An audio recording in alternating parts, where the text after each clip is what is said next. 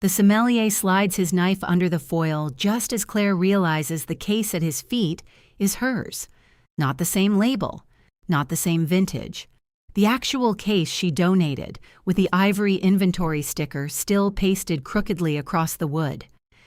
"At our table, please," Evelyn Hale calls from beneath the glasshouse chandelier. "I've been saving the surprise." Claire sits 30 feet away beside the hired staff, close enough to the service doors that every opening sends cold air across her ankles. Her place card is propped between Lana, the catering captain, and a saxophonist eating salmon in careful bites before the speeches. At the head table, Owen watches the sommelier draw the first cork. His mother lifts her glass. Family should always be generous with family. The guests turn toward her, smiling. Owen looks at Claire. She sees the exact moment he recognizes the little white cellar label on the bottle. He knows where the wine came from. He knows who paid for it, carried it home, and offered it for tonight. Then he raises his glass with everyone else. Claire wonders with sudden and terrible clarity who decided she was the only person at her engagement dinner who could be asked to disappear. The applause rolls softly beneath the curved glass ceiling. It isn't thunderous. It's the polite, warm sound of 46 adults accepting a toast before they drink something expensive. Lena leans closer. "Do you want me to fix your seat?" She has a pencil tucked into the knot of her dark hair and the strained expression of someone who has already fixed 17 things nobody noticed. "My seat?" "The floor plan had you at table 1. She keeps her voice low. "Next to Mr. Hale." Claire glances toward the long head table. Beside Owen, a chair holds Evelyn's silver evening bag. A folded place card has been tucked beneath it, just enough gold lettering visible for Claire to recognize her own first name. "You saw the original plan? I placed it." Lena's mouth tightens. "Mrs." Hale moves some cards during cocktail hour. At that moment, Evelyn smiles directly at them. It is a beautiful smile practiced without looking practiced. Evelyn has a way of noticing any conversation that might become inconvenient before it does. She lifts 2 fingers, summoning Lena. "Please," Claire says. "Go." "You sure?" "No. You have a dinner to run."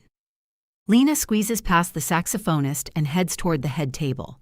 Evelyn receives her with a hand on her forearm, intimate and gracious, then whispers something that sends Lena toward the kitchen. The sommelier fills Owen's glass.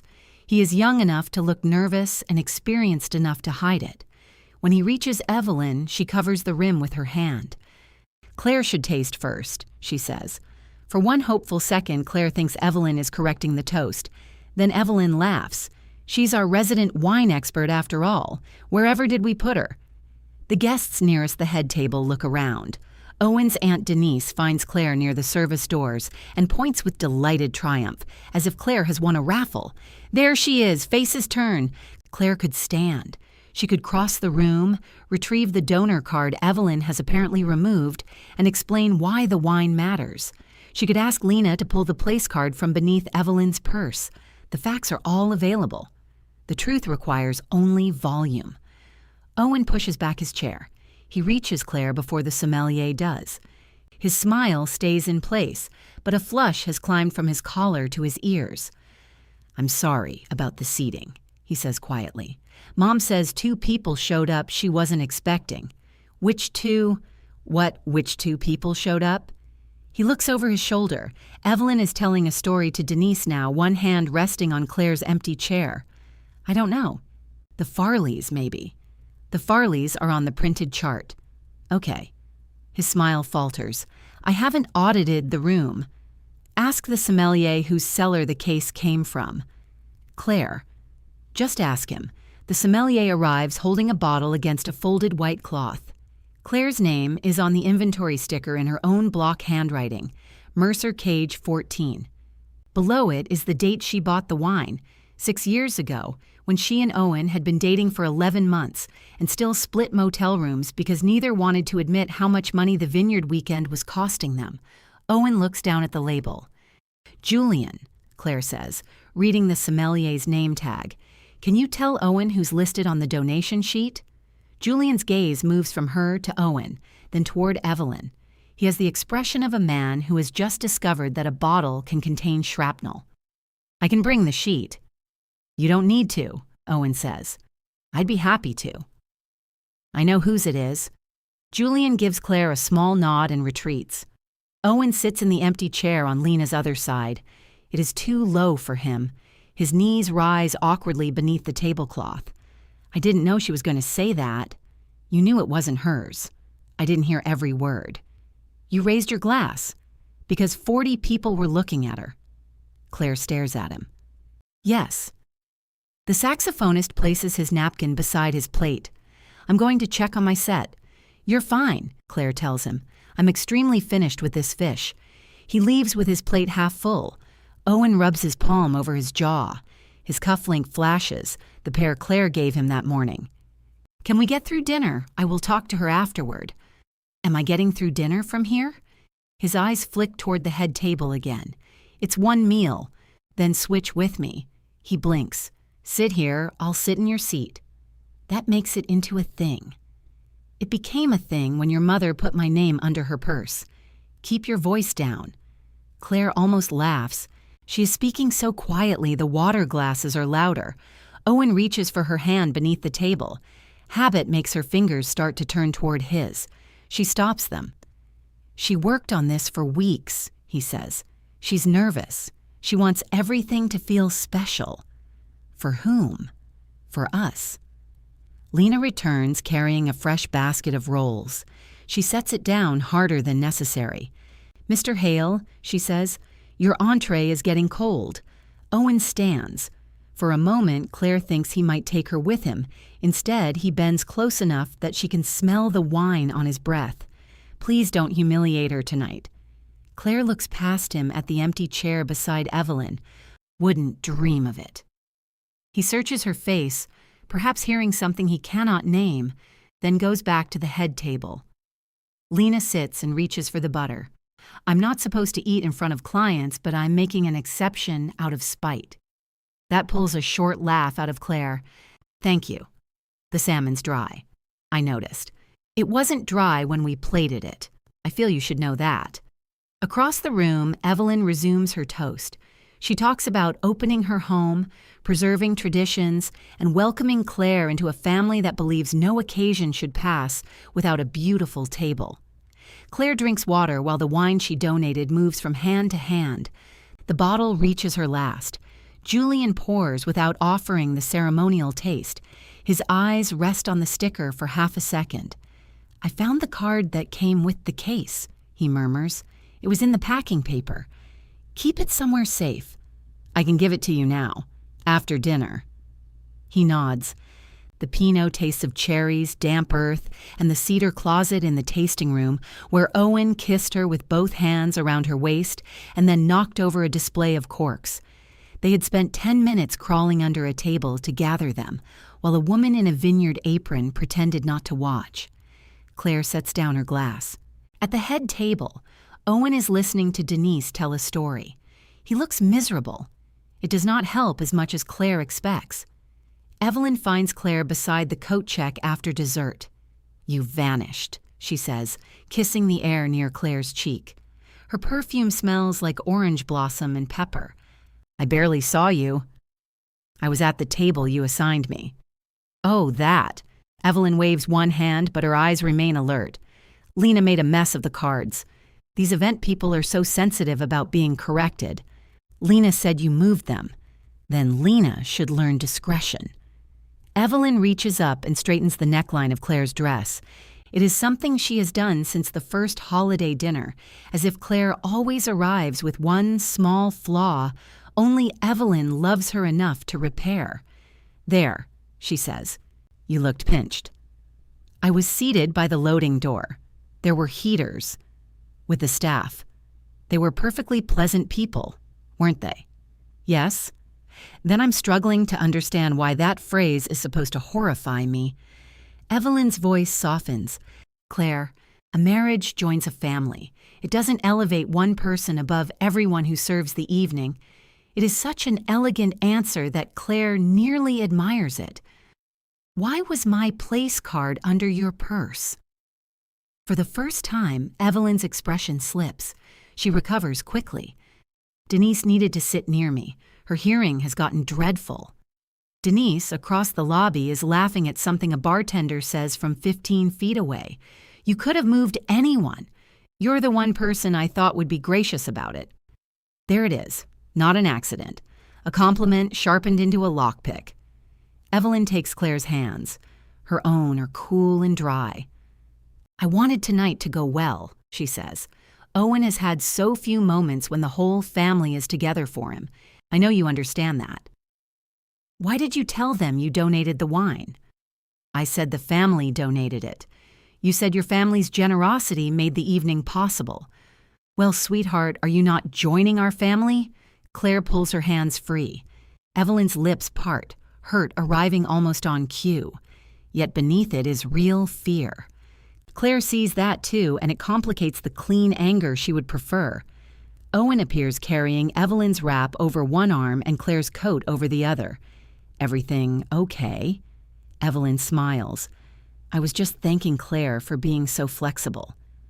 Mom. What? The wine. A tiny pulse moves in Evelyn's jaw. Owen continues, It came from Claire's cellar. You made it sound like you gave it. I made a toast. I didn't submit a tax return. That's not the point. Claire watches him, surprised despite herself. Evelyn looks from Owen to Claire. I see. This is already a tribunal. No, Claire says. A tribunal would have given me a chair. Owen closes his eyes. Evelyn's face goes still. That was unkind. Yes. The honesty lands harder than an apology would have. Evelyn takes her wrap from Owen and folds it over her forearm. I hope, when you've both slept, you remember tonight as the beautiful celebration it was intended to be. She turns and walks toward the exit. On the way, she pauses to thank every server by name. Owen watches her go. You didn't have to say that. Claire takes her coat from him. You're right. I could have said nothing. It's what everyone planned for. Rain freckles the glass roof above them. Beyond the doors, Evelyn stands beneath the awning, waiting for the valet with her shoulders perfectly square. Owen lowers his voice. She was wrong about the seat and the toast, I told her. Afterward, I came over during dinner to ask me to protect her, to ask you not to blow up our engagement dinner. Our engagement dinner, Claire repeats. His expression crumples for a second. He looks tired, handsome, and genuinely sorry. That is the version of him that has undone her before. Not the man who refuses to choose, but the man wounded by the fact that choosing has become necessary. I messed this up, he says. Let me fix it. Claire wants to lean into him. Her body has not yet caught up to the evening. Julian approaches with the donor card inside a clean white envelope. Ms. Mercer. Thank you. There's one other thing, he says. Mrs. Hale asked whether we could open the second case for the bar. I told her we had more than enough, so it should still be wherever your delivery was stored. Claire turns to Owen. What second case? He asks. The one beside this case at my house. The wedding wine. I only told Mom to pick up one. You gave her my alarm code? He looks toward the glass doors. Outside, the valet opens Evelyn's trunk. She stands beside it, one hand raised as he lifts something heavy from the curb. Even through rain-streaked glass, Claire recognizes the pale wooden case and the crooked ivory label across its side. Claire is through the doors before Owen can catch her. The cold rain dots her bare shoulders. Evelyn sees her coming and immediately puts one hand on the lid of the trunk. Why do you have that case? The valet freezes with the wooden box halfway inside. His red jacket is already dark across the shoulders. Evelyn looks at Owen instead. You said the wine by the back door. I said the case with the card on top. They both had cards. No, they didn't, Claire says. The second one had a tag that said wedding. The valet lowers the case to the pavement with exquisite care. I'll give you folks a minute. Evelyn exhales through her nose. I assumed one case was for dinner, and one was for the family. It's wine, Claire. I wasn't smuggling your silver out under my coat. It goes back in my car. Of course. Evelyn removes her hand from the trunk. If 6 bottles matter this much, they do, then perhaps don't leave them beside things you've offered. Claire looks at Owen. How did she get inside? I gave her the code for tonight.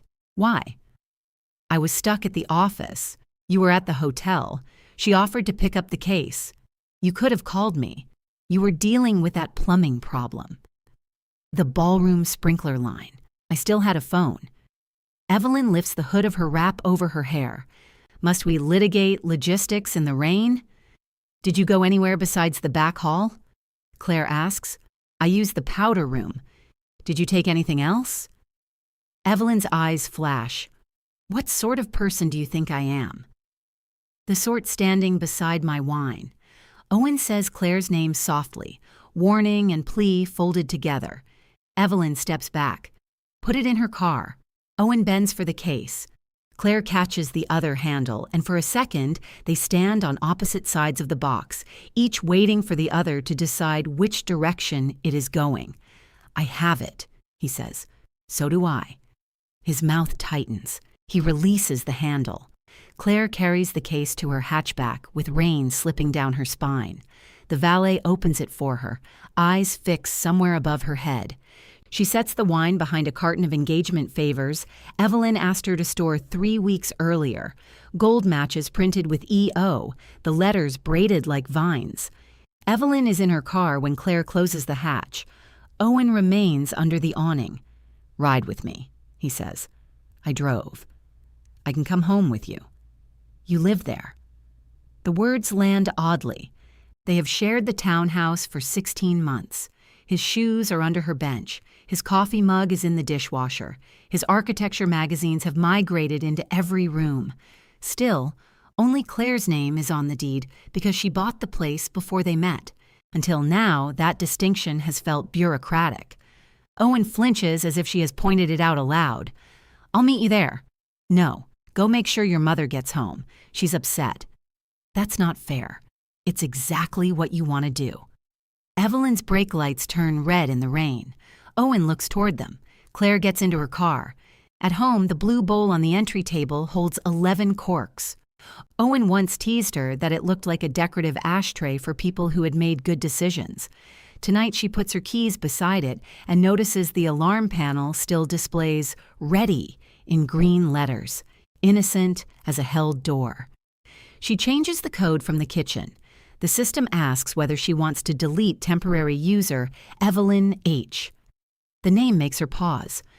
Owen did not merely hand over 4 numbers. He created a profile. She presses delete. The engagement favors take up half the dining room once she brings them in.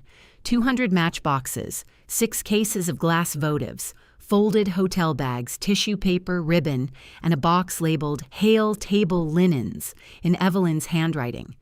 Claire had agreed to hold everything because Evelyn's basement was damp. She stands among the boxes in her evening dress and calls the wine storage facility.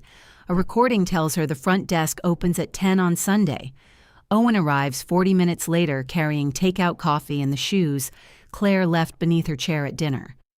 I thought you'd want these. I wondered why the pedals felt wrong.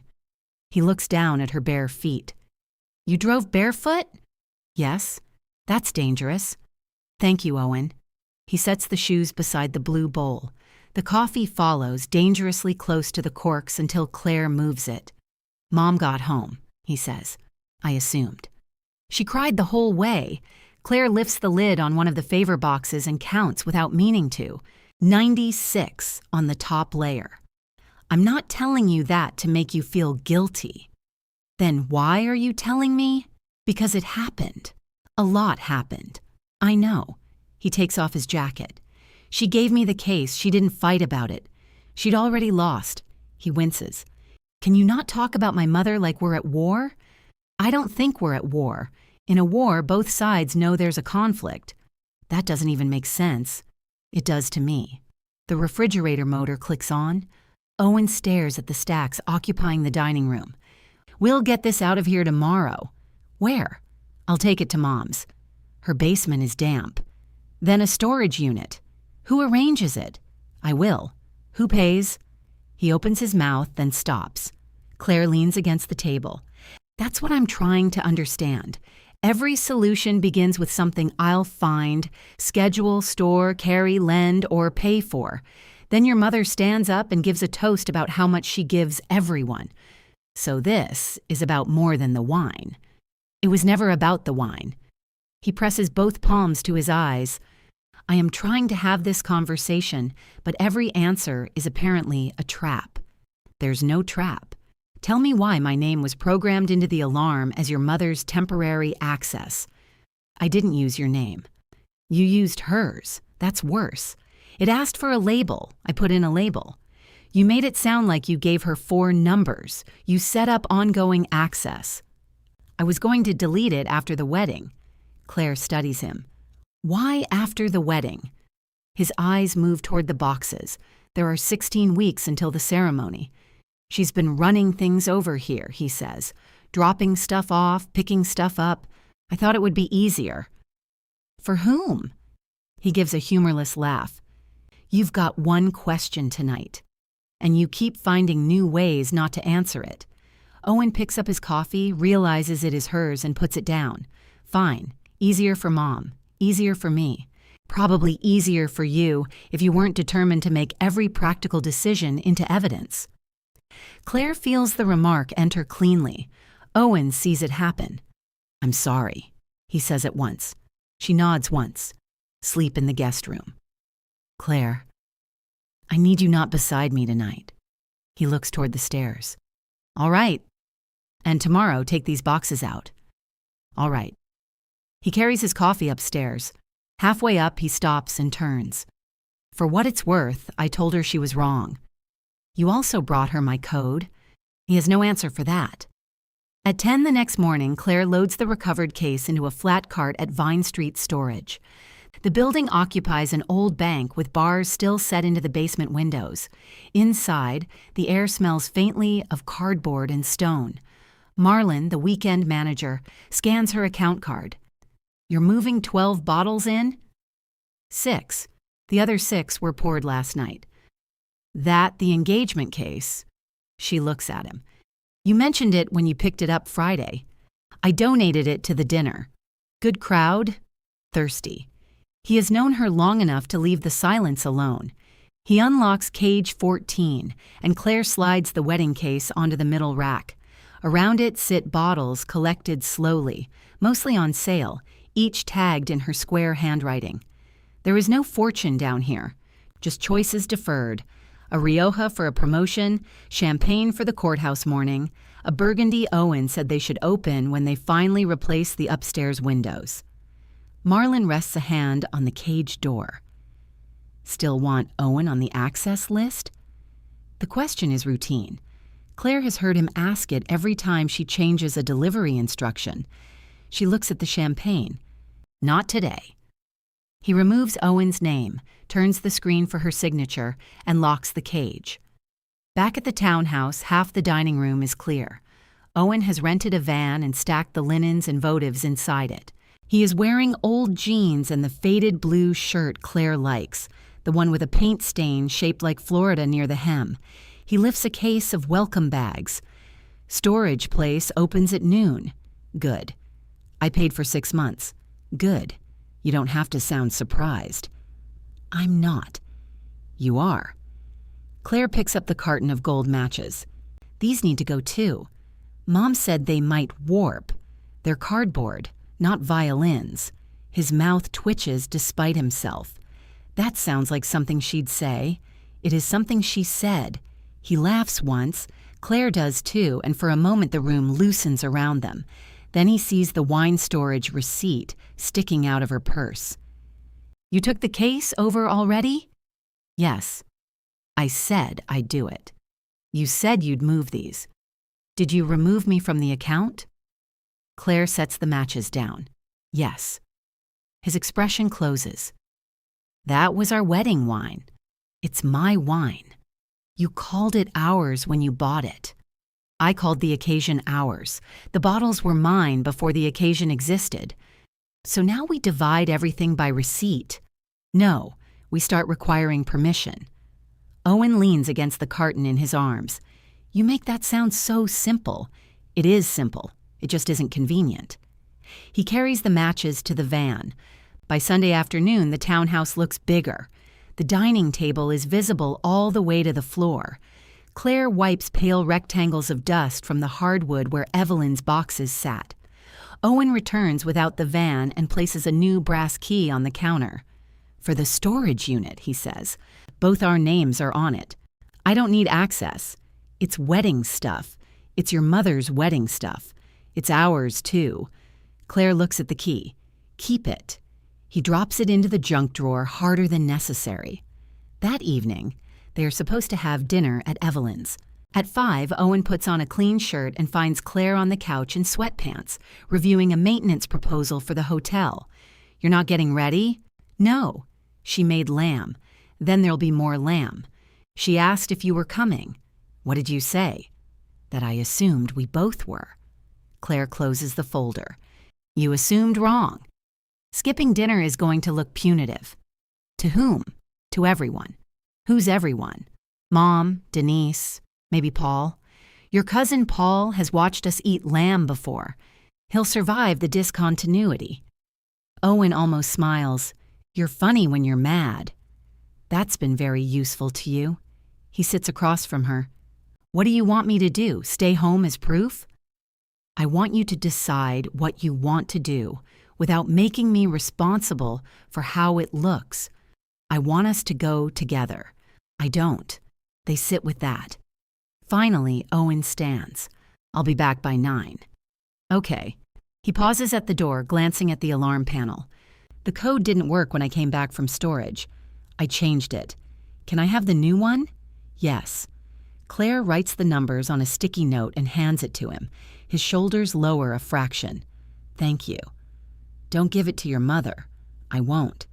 At 6:30, Claire heats soup and eats at the cleared dining table. The chair opposite her still has a dent in the cushion from one of Evelyn's linen boxes. At 7:12, her phone begins buzzing against the wood. Evelyn. Claire lets it stop. It rings again, then a third time. On the 4th, a text appears. The florist has delivered the arrangements for Thursday's tasting to the wrong hotel. They're refusing to move them without an additional fee. Can you call your contact? Claire knows the contact. She also knows why the florist used the wrong address. Evelyn changed the tasting location last week and never updated the order. A second message appears. They'll wilt overnight. Claire turns her phone face down and carries her bowl to the sink. At 7:40, Owen calls. Hey, he says. Behind him, she can hear silverware and Evelyn speaking sharply to someone. There's a situation with the flowers. I saw. Can you call Marisol? No. A pause. It'll take 2 minutes. It will take me 2 minutes because I spent 8 years building a working relationship with her. Claire, they're flowers. Yes. They'll be ruined.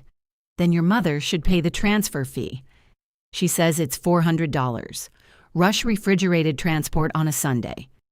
You know the price? I helped negotiate their schedule. Owen lowers his voice. You're really going to let $4,000 worth of flowers die to make a point? Evelyn can keep them alive for $400. She thinks they should fix their mistake. It wasn't their mistake. The silence on his end changes. Claire can picture him looking toward his mother. You knew she changed the hotel? He asks. I was copied on the email. Can you forward it? I already did. To both of you. Tuesday. Another pause. All right, he says. He sounds less angry now, which should feel like a victory. Instead, Claire feels tired. At 8:15, an emailed receipt arrives from the florist. Evelyn has paid the transfer fee. At 9, Owen comes home carrying a foil-wrapped plate of lamb. Mom sent you dinner. Claire looks at it. That was nice. She also said to tell you the flowers are handled. I got the receipt. She thinks you enjoyed this. Did you tell her I didn't? I told her she should have updated the florist. Claire waits. He puts the plate in the refrigerator. She said you used to catch things like that. I did. And now? Now I'm catching different things. The front door closes behind him with a soft hydraulic sigh. He sets his keys beside the blue bowl, then picks up one of the corks and turns it between his fingers. This one was the night we decided on the glass house. Yes. You wanted it too. I still want a lot of what we planned. He replaces the cork carefully. What would it take for you to feel safe marrying me? It is the first question he has asked that does not contain his mother's feelings inside it. Claire looks at the man she loves, standing beside the evidence of all the nights when loving him felt easy. I need you to stop treating access to me as something you can give away, she says. My home, my work, my money, my things, my time. I need the second case to stay in my cellar. I need every vendor told that only I authorize charges to my card. And I need us to sit down with someone who can hear both of us without caring whether your mother cries afterward. Owen rolls the cork beneath his palm. You mean counseling? Yes. He nods slowly. Okay. Claire watches him return the cork to the bowl. Then he takes out his phone and says, I'll find someone tomorrow. Owen finds a counselor before lunch. He sends Claire 3 names, their availability, and the distance from the townhouse. He has highlighted one who offers evening appointments. No commentary. No plea for praise. Claire chooses Dr. Rosen, whose office is above a dry cleaner and smells faintly of hot cotton. Their first appointment begins with Owen trying to explain the engagement dinner as a collision of good intentions. Dr. Rosen listens for several minutes, then says, Who moved the place card? My mother. Did Claire intend to sit at the staff table? No. Then whose good intention are we discussing? Owen looks at Claire, his mouth pulling sideways. Apparently mine, he says. I intended to get through dinner. The answer is honest enough to hurt. They return the next week. Owen admits he learned early that Evelyn's unhappiness expands to fill whatever space is available. His father, dead 9 years now, used to leave the house when she became upset. Owen stayed. He poured wine, loaded the dishwasher, found the missing receipt, called the offended cousin, and translated Evelyn's anger into a problem that could be solved. It made me useful, he says. And now? Dr. Rosen asks. Now it makes me engaged. Claire laughs before she can stop herself. Owen laughs too. The joke breaks something open. He reaches for her hand, and this time she lets him take it. Outside, they split a bag of vending machine pretzels while the dry cleaner locks up downstairs. I meant what I said, he tells her. I don't want my mother inside our marriage. I don't think she knows there's an outside. I'll show her. For a while, he does. He emails the florist, caterer, glasshouse, hotel, rental company, and band. No additional charges are to be placed on Claire's card without her written approval. No wine may be collected from Vine Street storage. No deliveries are to go to the townhouse unless Claire confirms them. He copies Evelyn on everything. She responds to the vendor email with one sentence. How formal we've all become. Owen does not reply. When she asks Claire to revise the transportation schedule, Claire forwards the request to the shuttle company. When she wants Claire's hotel rate for 3 additional rooms, Claire gives her the public reservation number. When the ribbon supplier runs short of the exact green Evelyn chose, Claire does not call a competing property to borrow theirs. The replacement ribbon is slightly darker. Evelyn notices. Forest, she says at the menu tasting, holding a length of it beside the sage napkin. This is forest. It's green, Owen says. They are both green in the way a lemon and a school bus are both yellow. Denise snorts into her water. Evelyn sets down the ribbon. I'm glad someone finds it funny. I'm laughing because you used to say Claire was fussy about color. Claire has an eye. It was one of the things I appreciated. Claire looks at the place setting in front of her. Evelyn chose the china. Evelyn chose the tablecloth. Evelyn selected the heavy gold flatware after Claire said it looked uncomfortable to hold. What happened to sage? Denise asks. The supplier ran out, Evelyn says. Why didn't Claire get more? Evelyn's smile is small and immaculate. Claire is establishing boundaries. The server arrives with 3 sauces, interrupting whatever Denise might have said. Evelyn tastes each with the concentration of a chemist. She is courteous, informed, and impossible to please. Owen touches the dark ribbon. This one. It photographs Muddy. This one, he repeats. Evelyn looks at him for a long second. Of course, it's your wedding. It should sound like surrender. Claire hears the invoice being prepared inside it. After the tasting, Denise joins Claire in the restroom while Evelyn waits for her coat. I got my welcome bag, she says, washing her hands. Claire reaches for a paper towel. Already? It went to the airport hotel. I'm at the Briar. That list wasn't finalized. It had protein bars, a bus schedule from last year, and a coupon for 10% off paddleboard rental. Claire turns. Denise's eyes are bright with amusement. I haven't been on a paddleboard since a woman named Cheryl ruined my left knee in Cancun. That coupon came from a conference packet at Owen's office. I suspected it wasn't curated for me. I did the first sample bags. Evelyn said they were too plain. They had local coffee and that little headache kit, and the correct hotel. Denise dries her hands. I thought Evelyn made those. Evelyn asked me to make them. Denise's humor fades. She told everyone she stayed up 3 nights. Maybe she did. There were a lot of emails. That is a very gracious way to call my sister a liar. Claire drops the paper towel into the bin. I'm not asking you to choose sides. Honey, I've been choosing the quietest side since 1987. I'm starting to think that's how Evelyn keeps winning. They rejoin the others without mentioning the bags. But when Evelyn says Claire has been less available lately, Denise asks who ordered the paddleboard coupons. Owen chokes on a sip of water. Evelyn stares at her sister. Then, unexpectedly, she laughs. All right, she says, those bags were a disaster. The admission is so clean that everyone relaxes. Evelyn tells the story of finding Owen's old conference box in the storage unit, thinking it contained the supplies Claire had promised, and assembling 40 bags before noticing the coupons. By the end, even Claire is smiling. Evelyn reaches across the table and squeezes Claire's wrist. You see what happens when you abandon me to my own competence? There is laughter again. Claire smiles because the alternative would require explaining why the joke feels like a threat. Owen's hand settles on the back of her chair. She didn't abandon anyone. The laughter thins. Evelyn releases Claire. It was a joke. I know. You've become very serious. I'm practicing.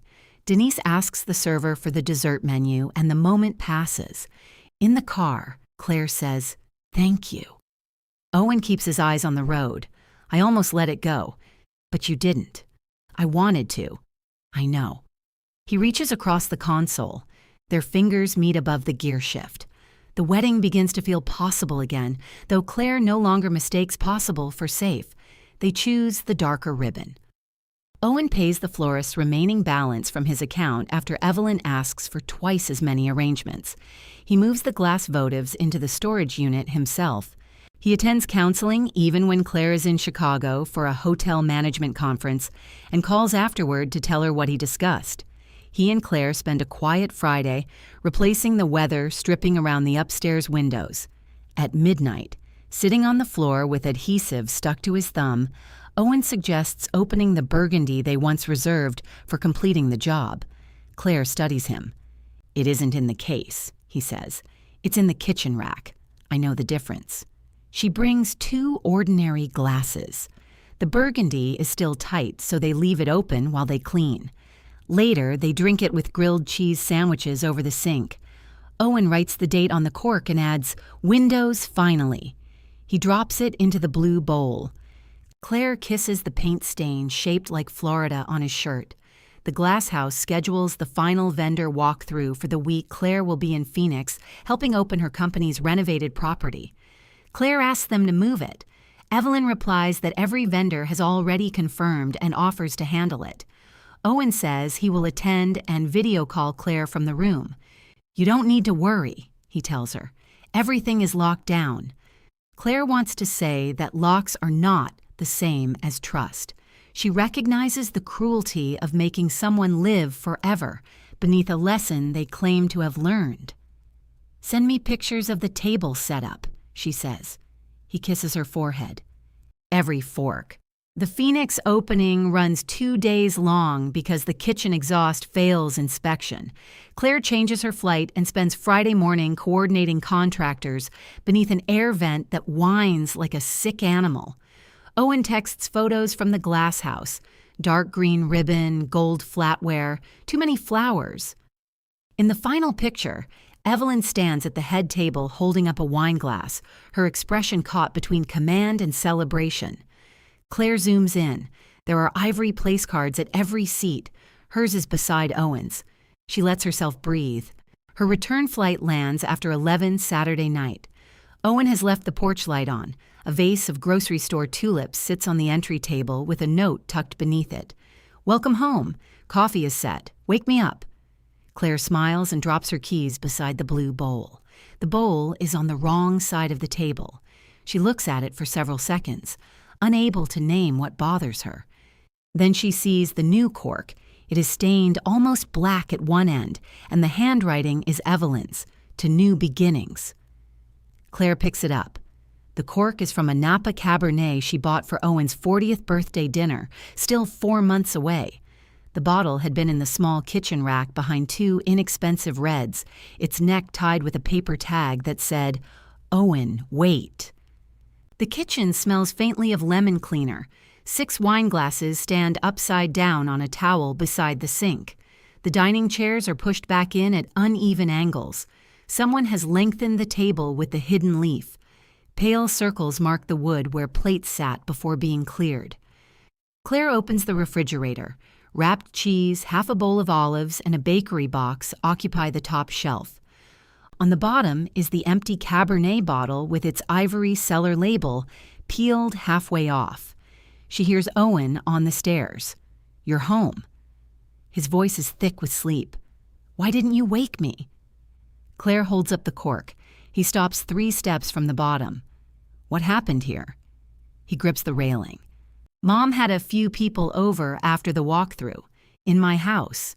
It was easier than going back across town. How did she get in?" "I let her in before I left for the airport." "You were at the airport." "I had to meet Graham about the lighting plan. Mom stayed to set up." "And when she left?" Owen comes down 1 step. "I locked everything." "That isn't what I asked." "She has a key." Claire hears the air vent above the stairs click off. "I changed the code." "I know." "You promised not to give it to her." "I didn't give her the code." The precision of his answer empties the room. "You copied my key." She needed to be able to lock up. "You copied my key." She was already hosting the lunch, Claire. Denise was coming. The florist was coming. People had rearranged their schedules. Whose lunch? It was supposed to be a small wedding planning thing. Here? Mom's dining room is being painted. Then she could have used the storage unit. She seems to own half a dining room there. "Please don't do this when you're exhausted." Claire turns toward the dining table. A stack of printed photographs lies beside the tulips. Evelyn at the Glasshouse. Evelyn arranging favors. Evelyn at Claire's table, holding the Cabernet while Denise and 3 vendors raise their glasses. In the center of the table are the welcome baskets Claire designed months ago, before Evelyn rejected them as plain. Owen reaches for her suitcase. Claire moves it away from him. "Did you know she was opening that bottle?" "No." "Did you stop her?"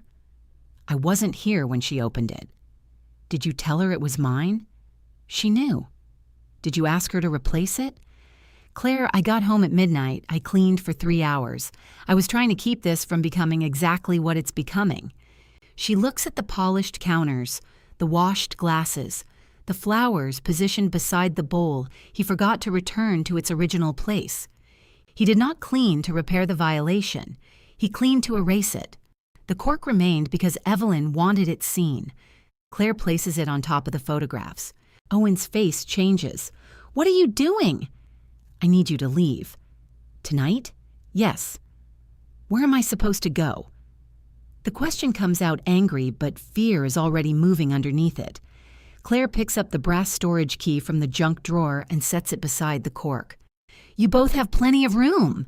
Owen looks at the storage key as if it might translate her. You want me to go to my mother's. I want you out of my house tonight. Our house. Claire feels the old instinct to soften before he can be hurt by the facts. My name is on the deed. You pay half the utilities. You copied a key and gave it to someone after I removed her access. She's my mother. That's why we went to counseling. We went to counseling because I wanted to fix this. Then why does she have a key? Owen's face twists, because saying no to her every single time is exhausting. Claire nods. He stares at her. That's it? That's the answer. What answer? The one I've been trying not to hear. He turns away and plants both hands on the entry table. The blue bowl rattles. I chose you at the tasting. I sent the emails. I moved the boxes. I've been paying for things myself. I have done everything you asked. You did those things until your mother wanted the house. It was one lunch. It was the first lunch I found out about. He looks back at her. The silence does not prove anything, but it changes the air. Were there others? No. She waits. No, he says again. There weren't. Did she keep the key? His eyes move to the deadbolt. Claire picks up her phone. What are you doing? Calling a locksmith. It's midnight. I'll call in the morning. You don't have to change the locks. I'll get the key back. You already got the code back from her. That's different. It's metal instead of numbers. Owen laughs once, sharply. You've decided every imperfect thing I do is part of some grand betrayal. No, I decided this thing is. He goes upstairs. Claire sits at the dining table while drawers open and close above her. The empty Cabernet bottle remains in the refrigerator. She does not know why she left it there. Evidence for a trial she is tired of holding, perhaps, or proof that she did not invent the smell. Owen comes down with a duffel bag and 2 shirts folded over his arm. I'm going to Mom's because you asked me to, he says. I'm not agreeing that we're over. Claire looks at the engagement ring on her hand. I know. He waits for her to say more. When she does not, he opens the door. The alarm starts its countdown. Owen reaches automatically for the panel, then stops because he no longer knows the code. Claire walks over and disarms it.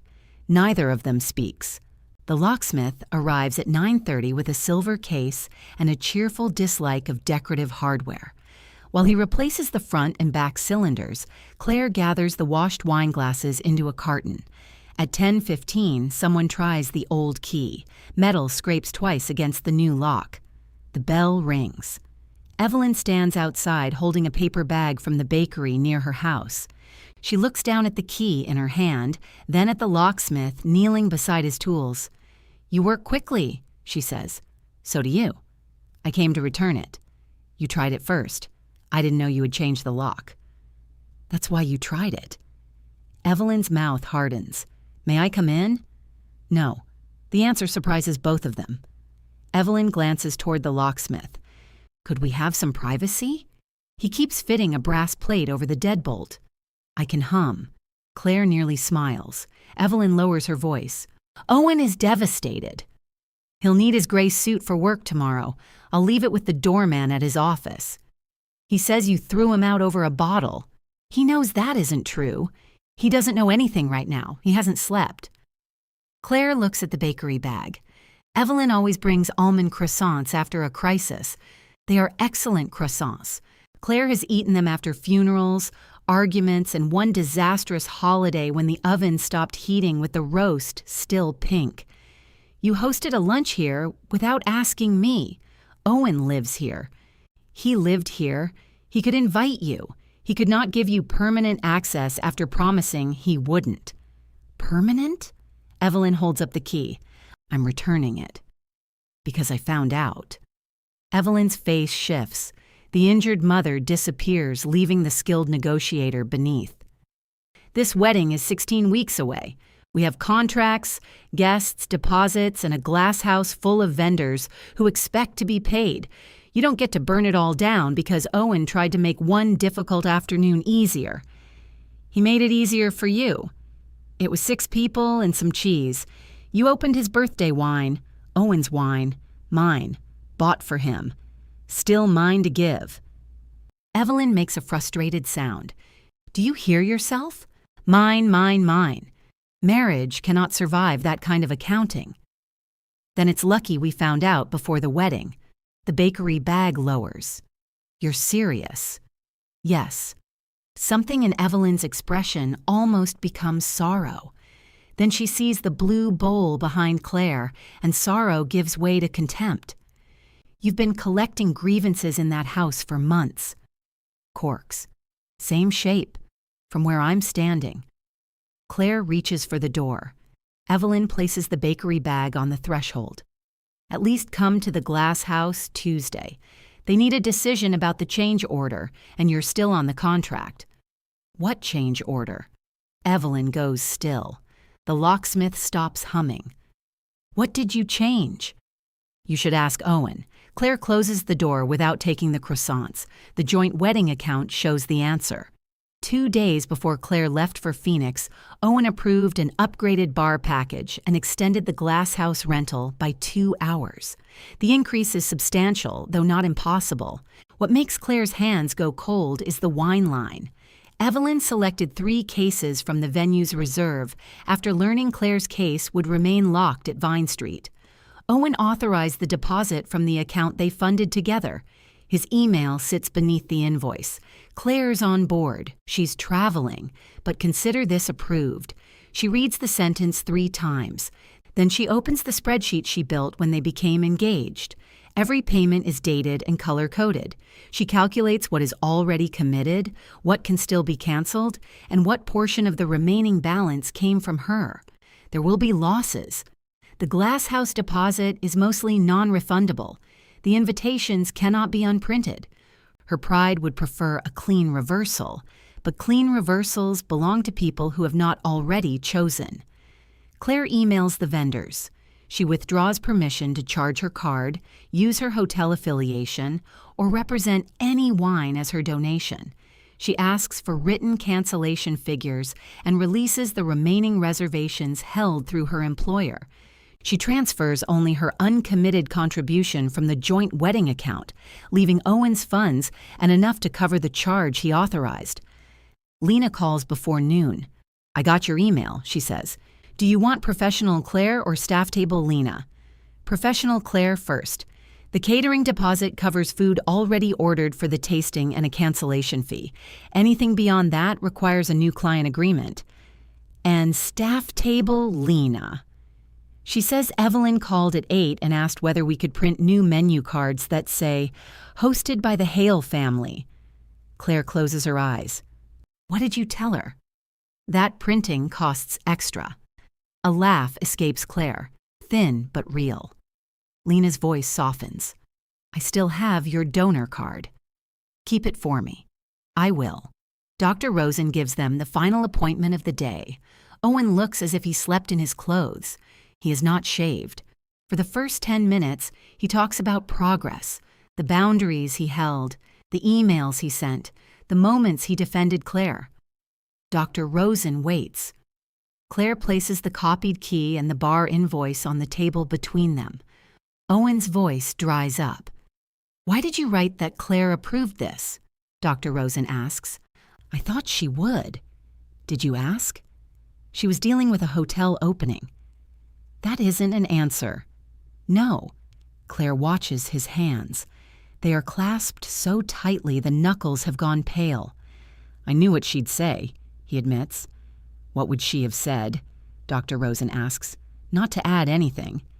Then you knew she did not approve. Owen turns toward Claire. I thought once it was done, you'd see it was beautiful. The glass house looked incredible. The flowers worked. Even the dark ribbon worked. And the key? His eyes fill. I thought if the lunch went well, you wouldn't mind afterward. There it is again. Permission requested after the pleasure has been protected and the cost has become hers to absorb. Owen wipes his face with both hands. I love you. I love you too. Then why isn't that enough? Claire slides the invoice back into its folder. Because loving me is what you feel. Protecting me is what you do. His breath catches. I can change. I believe you can. Then let me. I've been letting you. Dr. Rosen says nothing. Owen looks at the ring on Claire's hand. Are you ending this? Yes. He bends forward, elbows on his knees. For several seconds, the only sound is the dry cleaner's machinery vibrating through the floor. I wish you'd screamed at the dinner, he says. So do I. If you'd made a scene, maybe I would have understood. You understood. That was the problem. Tuesday evening, the glasshouse glows gold against the dark grounds. Inside, sample tables remain dressed in forest ribbon and heavy flatware. Evelyn has arranged herself at the head table with the venue coordinator, a revised estimate, and the calm expression of a person expecting emotion to become negotiable. Owen stands near the windows. Denise is there too, though no one warned Claire. She gives Claire a small nod and remains by the bar. Claire sits across from Evelyn. The venue coordinator explains the options. The date can be released with the agreed cancellation fees, or the event can continue under a new contract without Claire's professional discounts, card, hotel package, or donated wine. Owen and Evelyn may retain the bar upgrade if they pay the balance by Friday. Evelyn looks at the total. That's nearly double. Claire's rate affected several services, the coordinator says. Surely those rates were attached to the booking. They were attached to Ms. Mercer. Denise lets out a quiet breath. Evelyn turns to Claire. You're really taking the hotel rooms away from our guests? I'm releasing rooms reserved through my employer. You can rebook them publicly. And the transportation? The shuttle company will send you a retail quote. The welcome bags? In the storage unit. The wine? In my cellar. Each answer removes one invisible support. Owen stares down at the ivory place card still set beside his. We can't have a wedding without the bride. Evelyn says, this could still be a family dinner. People have made travel plans. The coordinator glances at her estimate. We can revise the guest count. Claire sees the moment Evelyn understands that preserving appearances will now require her own money, labor, and name on every agreement. Owen picks up Claire's place card. Why can't you forgive one awful dinner? He asks. His voice is quiet, stripped of argument. I know it was humiliating. I know Mom was wrong. The dinner was where you showed me what our marriage would protect. He looks at her. It would protect your mother from embarrassment. It would protect your family from inconvenience. It would protect you from having to say no before the damage was done. Claire removes the ring and sets it beside the place card. It wouldn't protect my home, my work, my money, or my place beside you. Owen's fingers close around the card, but not the ring. Evelyn says nothing. Denise crosses the room and sits in Claire's former chair. She does not make a speech. She simply asks the coordinator for the cancellation form and pushes it toward Owen. 3 months later, Claire returns to the vineyard with Denise and Lena. They open one bottle from the recovered case at a weathered table overlooking the rows. Denise brings cheese. Lena brings paper napkins stolen, she claims, from a very expensive caterer. The wine is younger than Claire remembers and better after an hour. When the bottle is empty, Lena slides the cork across the table. Claire writes the date on it. At home, the blue bowl still sits near the door, holding the old corks and nothing new. Claire places this one on the windowsill instead, beside the brass key to her own front door. In the evening light, neither object needs to belong to anyone else before it belongs to her.